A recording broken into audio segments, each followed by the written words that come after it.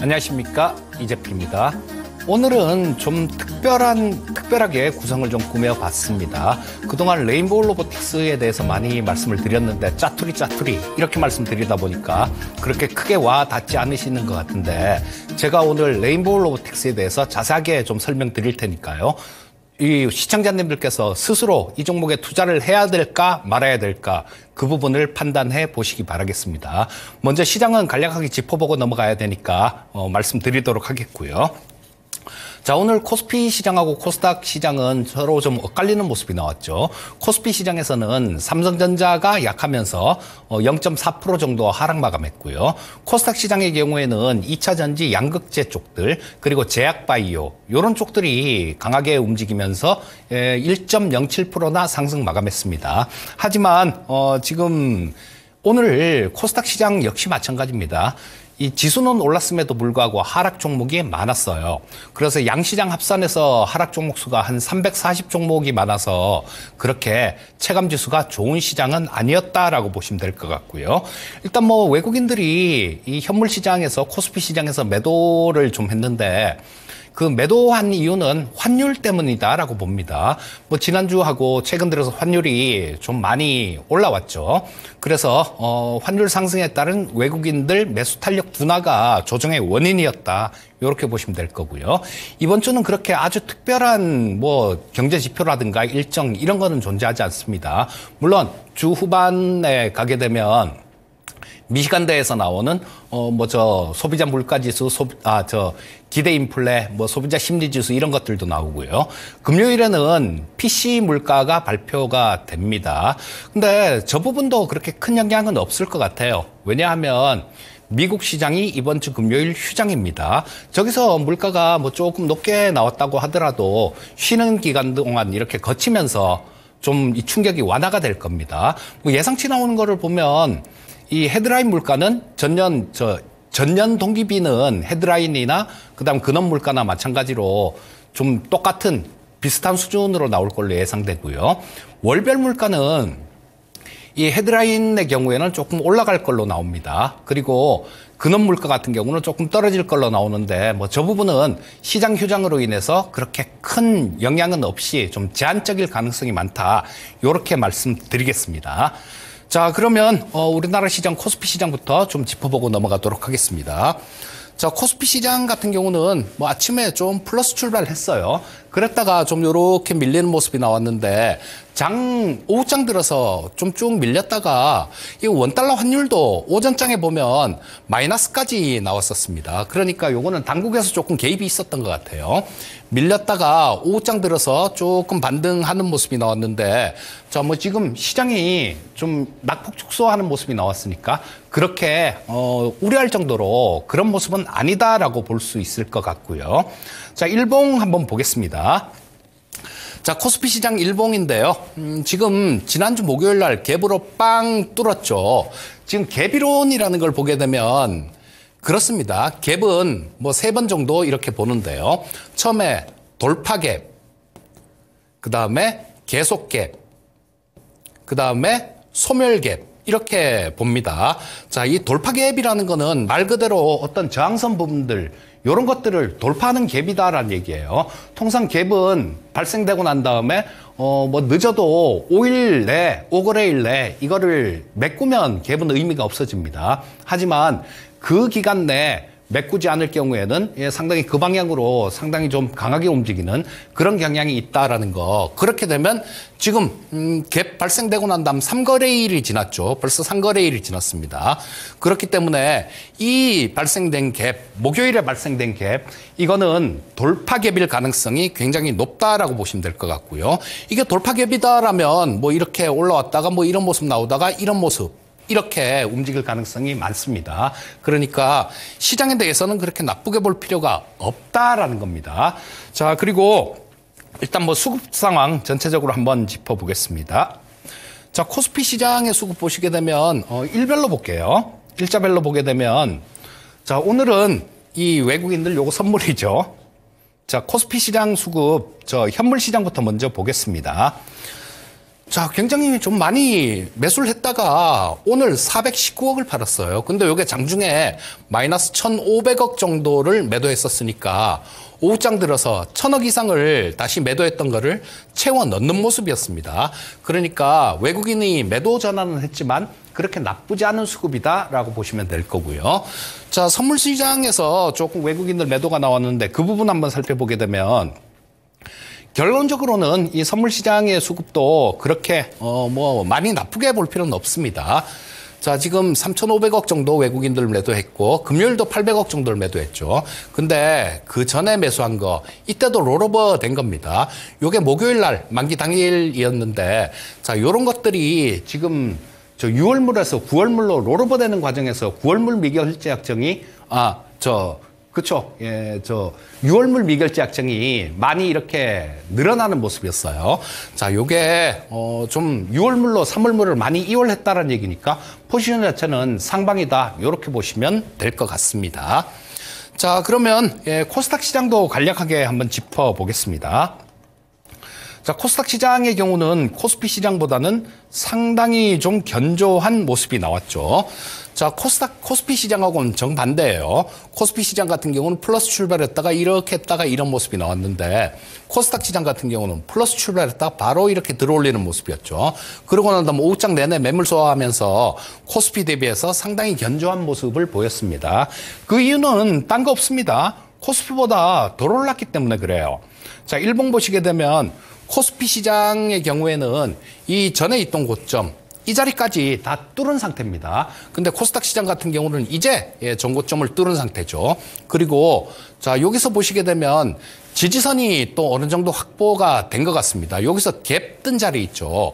요게 대략 900포인트 정도가 되는데요. 900포인트 정도가 되는데 이 자리는 저 지지선으로 좀 확보를 한 그런 자리다라고 보시면 될 것 같고요. 자, 뭐 그래서 코스피 시장 대비해서 상당히 견조한 모습이 나오면서 지지선도 확보했다. 그렇다면 코스닥 시장의 경우에는 추가 상승 가능성이 높다. 이렇게 보시면 되겠죠. 수급 상황 한번 보겠습니다. 코스닥 시장 수급 보게 되면 기관 외국인들 매수 전환했어요. 그리고 매도할 때도 이전에는 굉장히 좀 많이 무섭게 이렇게 매도를 했는데요. 자, 이번에는 3,600억 사고 500억 팔고 뭐 기관들 역시 마찬가지 그전에는 계속 매도를 했었는데 지금 최근 들어서 살짝 매수도 끼입니다.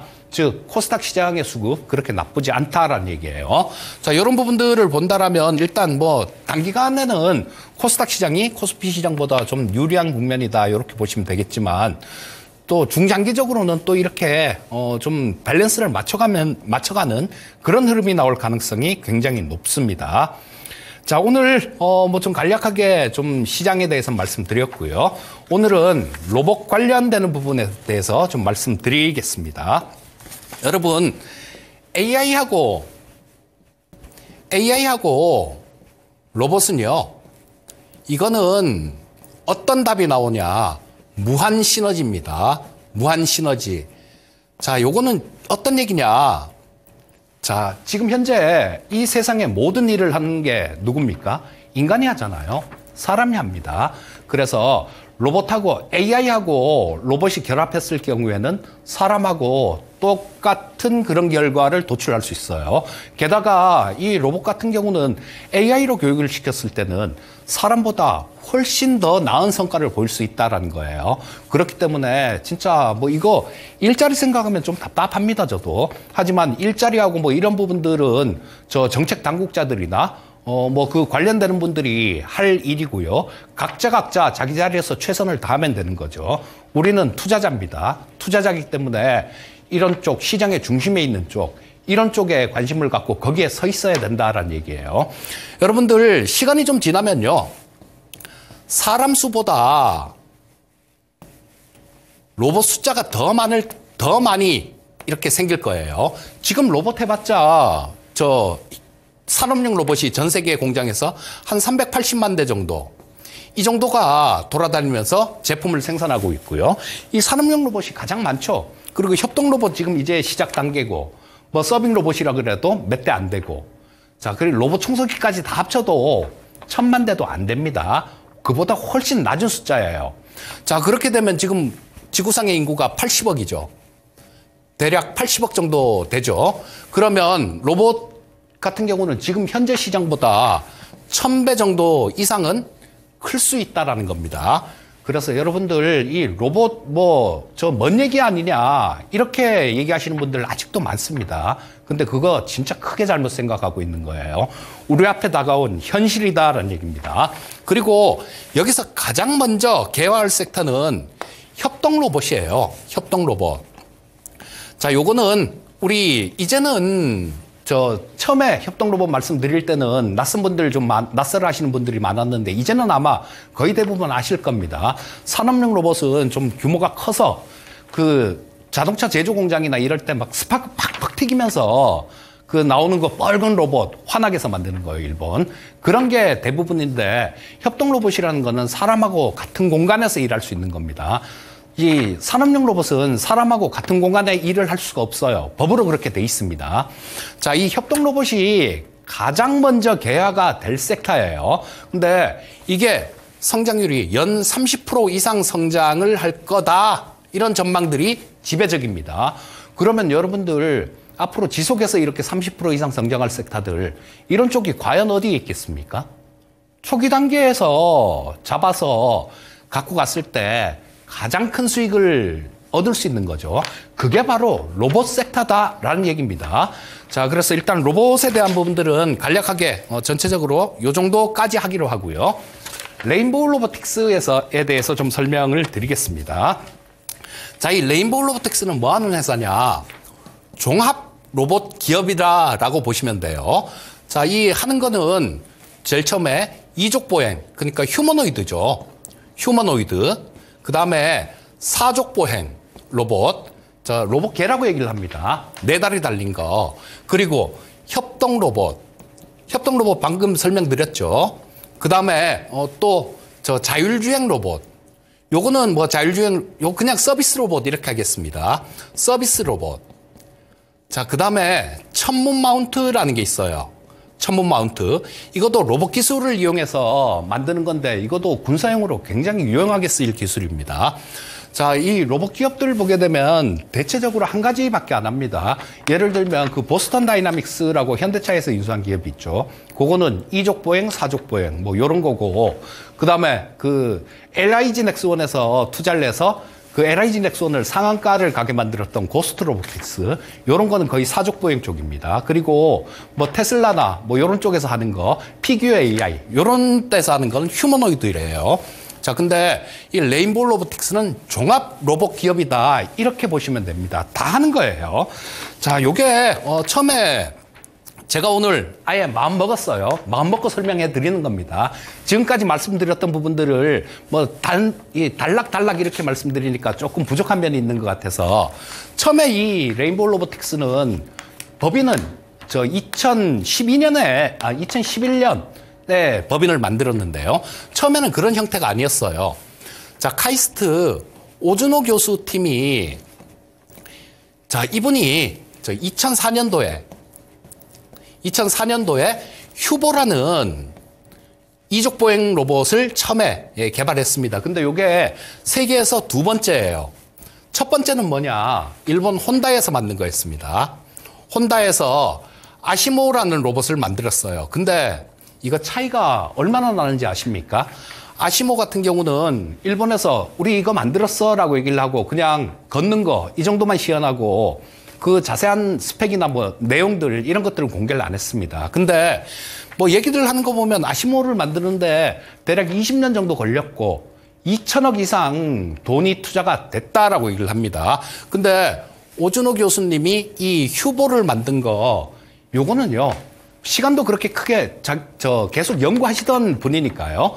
자, 시간도 그렇게 크게 안 걸렸고 전체 개발하는 총 비용이 다 합쳐도 10억이 채 안 돼요. 10억이 채 안 되고 나중에는 이 휴보를 딱 만들어서 발표하고 난 다음에 난리가 났었습니다. 전 세계적으로. 어떤 난리가 났느냐. 야, 저걸 만들었어? 한국이? 그러면서 글로벌 유수의 이런 기관들에서 뭐 그 기관들 중에는 MIT 공대도 있고요. 어떻게 보면 MIT 공대도 이 휴보를 수입을 해서 그걸 연구했습니다. 그 MIT 공대 출신들이 나와서 만든 게 보스턴 다이나믹스니까 그 보스턴 다이나믹스의 조상이다. 이렇게도 볼 수 있어요. 자, 그러고 난 다음에 2011년도에 그 돈으로 저희 휴보 만들어서 좀 판 돈으로 이 레인보우 로보틱스를 설립한 겁니다. 자, 2015년에는 다르파 챌린지라는 그 로봇 경연대회가 있었어요. 우리 후쿠시마 원전 사고 나고 난 다음에 요거를 이거 저 재난 상황에서 사람이 못 들어가는데 로봇이 해야 될 거 아니냐 하고 그걸 임무를 주고 수행하는 그 대회였습니다. 이 다르파 챌린지에서 보스턴 다이나믹스 로봇, 그 다음에 뭐 MIT 공대도 나왔었고요.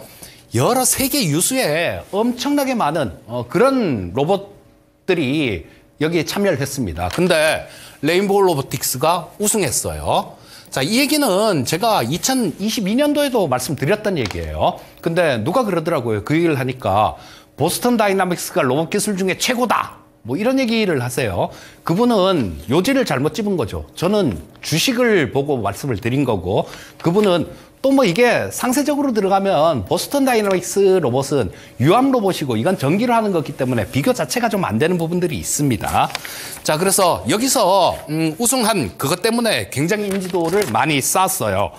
자, 그리고 2019년에 정식으로 협동 로봇이라는 거를 출시를 했습니다. 그전에도 이 레인보우 로보틱스가 뭐 조금씩은 했어요. 하지만 정식으로 출시한 거는 2019년입니다. 근데 보시게 되면 2017년부터 이게 매출이 뚝 떨어지고 적자가 나기 시작해요. 이거는 뭐였냐? 이거는 별거 아닙니다. 휴보를 수출을 하던 건 전략적으로 수출 안 해. 이렇게 된 겁니다. 그 휴보를 수출을 안 하고 이 협동 로봇을 개발한 거예요. 그래서 적자가 안 날 수 있는데 그냥 적자 나게끔 그냥 방치를 한 겁니다. 자, 그러니까 2019년에 협동 로봇을 출시했다라는 거, 이게 중요한 거죠. 그 전에 유니버셜 로보틱스가 지금 글로벌 협동 로봇 시장의 50% 이상을 점유하고 있습니다. 그리고 두산 로보틱스가 뭐 한 2016년도 정도 협동 로봇 시장에 출시를 했고요. 진출을 했는데, 지금 중요한 거는 우리나라 시장에 두산 로보틱스하고 레인보우 로보틱스하고 점유율은 크게 차이가 없어요. 작년 기준으로 보면 크게 차이가 없습니다. 그만큼 빨리 두산 로보틱스를 쫓아갔다라는 얘기예요. 왜? 원가율입니다. 제가 여기서 한 가지 좀 보여드릴게요. 원가율을 제가 보여드리도록 하겠습니다. 일부러 제가 좀 이렇게 찾아놨는데요. 이건 아니고. 자, 보시게 되면, 자, 요거 지우고 보겠습니다. 자, 요게 있죠. 지금 13기, 요거 지금 요번에 나온 사업 보고서입니다. 12기는 작년, 11기는 재작년이겠죠. 매출액 150억. 자, 매출 원가가 79억 정도 되죠. 80억. 그럼 약 52% 정도 돼요. 매출 원가가. 여기서는 50% 미만이었죠. 그래서 지금 여기 보면 뭐 고정비 증가로 인한 적자 전환, 이렇게 저 HTS에서도 나오는데 그거 아닙니다. 고정비가 증가된 게 아니라 그거는 전환사채예요. CB 발행한 게 있었죠. 상장되고 난 다음에 CB 발행했는데 이 전환사채에 대해서 이 주가가 올라가면 그 차익에 대해서 회계 처리를 해야 되는데 그 부분 때문에 작년은 영업이익이 적자가 난 겁니다. 그래서 자, 이 급격하게 시장 점유율을 이렇게 확대할 수 있었던 이유는 뛰어난 원가율 때문에 그런 거예요. 다른 기업들은 만드는데 보면 뭐 원가가 대부분 한 70% 이상 이렇게 차지를 합니다. 그러니까 더 싸게 팔고도 더 많이 남길 수 있는 그런 게 된다라는 거예요. 거기다가 2023년도 작년 초였죠. 삼성전자가 삼자 배정 유상증자로 지분을 취득합니다. 지분 취득하는데 지금 처음에는 14.99%였어요. 14.99%였는데 전환사채 남아있는 거 조금 뭐 이렇게 전환되다 보니까 지금 현재는 14.71%의 지분을 보유하고 있어요. 근데 나머지 대주주의 지분들을 콜옵션을 걸어놨습니다. 콜옵션이라는 거는 우리가 원할 때 니들은 팔아야 돼라고 계약금을 먼저 줘놓는 거, 그걸 얘기를 하는 거죠. 자, 이 계약금을 먼저 주고 콜옵션을 행사를 했는데 요게 행사 시에는, 행사할 경우에는 이 58.79%의 지분을 확보하게 됩니다. 그러니까 처음에 20% 정도는 가격도 되게 싸요. 34,000원입니다. 자, 이거 삼성전자가 행사를 하겠습니까? 안 하겠습니까? 제가 삼성전자라도 34,000원에 살 수 있으면 할 거예요. 다만 그 시기가 문제인 겁니다. 자, 그리고 여러 개, 좀 좋은 부분들은 되게 많지만 여러 개 좀 이 고객을 좀 많이 이렇게 확보했어요. 자, 요거 지금 엔누카다라는 요게 푸드테크 기업입니다. 엔누카다라는 푸드테크 기업에다가 지금 작년에 보니까 102대를 공급하는 계약을 체결했어요. 이거 그전에도 엔누카다는 20대를 도입을 했던 기업입니다. 근데 써보니까 좋아요. 좋으니까 102대를 또다시 계약을 체결했는데 보니까 한 대당 보니까 계산을 해보니까 한 1,400 조금 넘습니다. 1,400만 원 조금 넘는데 여러분들 한 사람 인건비 대신할 수 있다라면 이거 쓰겠습니까? 안 쓰겠습니까? 기업이나 이런 측면에서는 분명히 매력 있는 부분들이 될 거예요. 거기다가 현대중공업의 조선소예요. 현대삼호중공업이죠. 정확히 얘기하면. 현대삼호중공업의 유니버셜 로보틱스하고 레인보우 로보틱스하고 같이 이 용접하는 로봇 그거를 공급합니다. 지금 그거 공급해서 지금 조선소에서 용접하고 있어요. 며칠 전에 나온 그런 것도 있었죠. 한국항공우주 카이 한국항공우주에서 차세대 전투기 KF-21 조립 과정에서 이 레인보우 로보틱스의 협동 로봇을 도입한다라는 뉴스가 있었습니다. 요거 올해 11월 말까지인데 41억 정도 규모인데 애기라고 얘기할 수도 있겠지만 작년 매출이 151억이었습니다. 그러면 상당히 큰 규모가 돼요. 또 삼성그룹의 삼성전자의 휴대폰 생산 라인에서 이 레인보우 로보틱스의 협동 로봇이 관찰이 됐습니다. 그리고 삼성 웰스토리 요거는 삼성그룹의 구내식당을 책임지는 기업이죠. 이쪽에서 이 레인보우 로보틱스의 협동 로봇하고 서빙 로봇 이런 것들을 도입한다라는 그런 소식이 있었습니다. 자, 작년에는 미국 시장에 진출에 교두보를 마련했어요. 어떤 거냐? 미국 법인을 만들었습니다. 그래서 북미 법인을 설립을 완료했기 때문에 우리나라에서 굉장히 강하게 이렇게 시장 점유율을 확보를 한 거 보면 미국 시장에서도 마찬가지. 아까 보여드렸잖아요. 원가율. 그런 가격 경쟁력과 품질을 바탕으로 미국 시장에서도 상당히 좀 강하게 좀 어필할 수 있다라고 볼 수 있을 것 같고요. 향후에는 이런 부분들이 있죠. 자, 이 레인보우 로보틱스 홈페이지 한번 가보십시오. 홈페이지 가보면 자, 서빙 로봇 420만 원에 도입할 수 있어요. 이런 게 있습니다. 이건 뭐냐 하면 정부에서 소상공인들한테 나머지 부분들은 지원을 해주는 부분들이 있다라는 거예요. 그러니까 뭐 어떤 기준은 있을 거예요. 기준은 있겠지만 420만 원이면 소상공인들 서빙 로봇 이런 거 도입하겠습니까? 안 하겠습니까? 지금 우리나라에 와 있는 서빙 로봇이 대부분이 중국산이에요. 왜? 싸니까. 그거보다 훨씬 싸다라는 얘기예요. 그렇게 되면 이쪽으로도 굉장히 크게 빠르게 시장의 침투가 가능할 거고요.